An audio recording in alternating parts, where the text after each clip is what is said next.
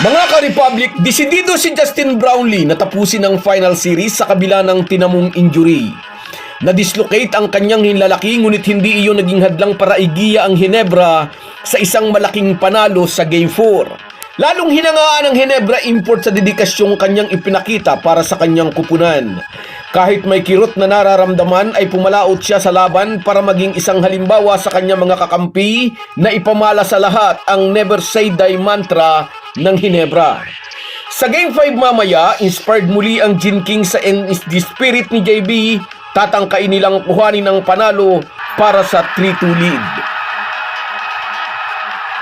Pag-uusapan po natin yan, pero bago ang lahat ay maglalambing po ako sa inyo na isubscribe ninyo itong ating channel at kung di masyadong makakaabala ay i-like at paki-share na rin ninyo.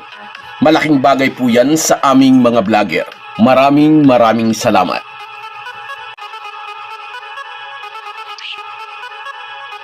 Mga ka-Republic, hindi siguro aaminin ng coaching staff ng Talk and Text na nagulat silang lahat na nakapaglaro si Justin Brownlee sa Game 4. Kung sa isang pangkaraniwang player nangyari na na-dislocate ang hinlalaki sa shooting hand, siguro nga'y iuupo na lang at di napipiliting maglaro.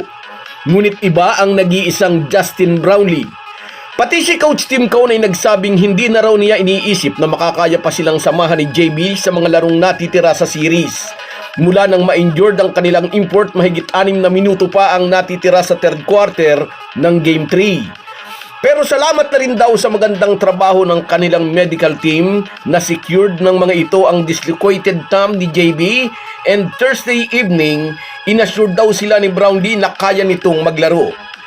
Pero syempre wala pa munang ganung impormasyon ang inilabas sa media. Sadyang sinikreto. Kahit paano'y mag-iisip ang kalabang kampo kung dapat ba nilang paghandaan si Justin Brownlee o hindi. Posible rin na magkaroon ng bahagyang epekto sa mental preparation ng Talk and Text players. Maiisip na mga itong walang Brownlee ang Ginebra, magiging less dangerous. Hindi rin agad ipinalam sa media na pinapunta na ni Tim Cone si Ants Kwame sa Ginebra team practice. Saka na lang ito inamin ng Ginebra coach after ng Game 4 kung saan ay naglaro na nga si Justin Brownlee kahit may benda ang kanang hinlalaki. Tulad ng nasabi na natin kanina, kung sa ibang player tumama ang injury, baka iuupo na lang at pipiliing maging cheerleader na lang ng mga kakampi. Ngunit sa haba ng mga taon na inilagi ni Brownlee bilang resident import ng Ginebra, nasa puso na talaga nito ang kupunang nagbigay sa kanya ng chance at nagpasigla sa kanyang basketball career. Oo nga, nakapaglaro na siya sa iba't ibang bansa bago pa sa PBA, ngunit sa Ginebra tunay na namulaklak ang kanyang karir. Ang Ginebra ang naging daan niya para maging gilas naturalized player at manalo ng mga gold medal sa mga international competition. Sa Ginebra na isa puso na rin niya ang Never Say Die spirit. Napamahal na sa kanya ang libu-libong mga tagahanga at gusto niyang suklian ang mga fans na nagmamahal sa kanya.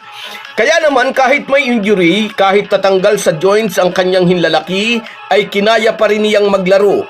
At sang-ayon na rin kay JB, kakayanin niya hanggang matapos ang final series.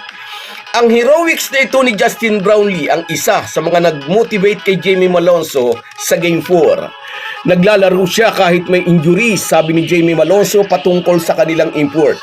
Ibinibigay niya ang lahat para sa team, kaya dapat tulungan namin siya sa abot ng aming makakaya.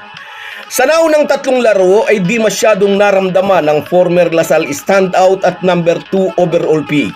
Ngunit pumutok ang opensa niya sa Game 4, scoring 24 points, grabbing 4 rebounds, 1 assist, and 1 block. 10 puntos ang itinarak ni Malonzo sa 4th quarter para tuluyang padapain ng TNT at maitabla ang series at 2-all. Sabi pa ni Malonzo, lahat daw sila ay nagsisikap tulungan si JB. Ang Game 4 din ang naging pinakamagandang laro ni Japet Aguilar so far.